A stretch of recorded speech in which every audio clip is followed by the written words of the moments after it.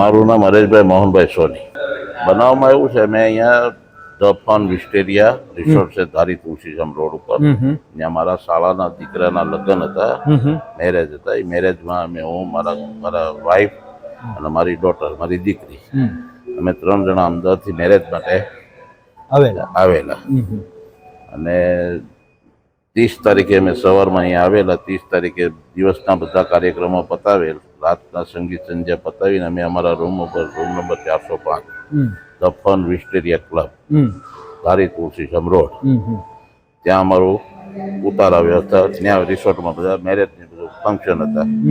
રાત્રે 1 વાગે સંગીત સંધ્યા પતાવીને અમે અમારા રૂમ ઉપર પરત ફરેલ.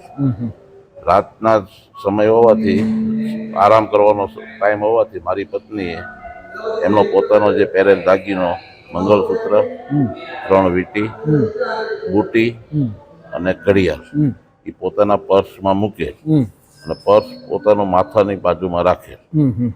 રાત્રિના સમયે સીસીટીવી ફૂટેજના આધારે રાતને 3:32 થી 3:57 સુધીમાં બહારની વંડી ઠેકીને માણસ આવેલો અને એ દાગીના અમારા ત્યાંથી ચોરી કરી ગયેલ છે. 100% હોટલના માલિકની જવાબદારી આવે. અને આવડું મોટું ફંક્શન છે તો એના અંડરમાં આવે છે, એને સિક્યુરિટી સ્ટાફ સમયાંતરે બેહારવો પડે.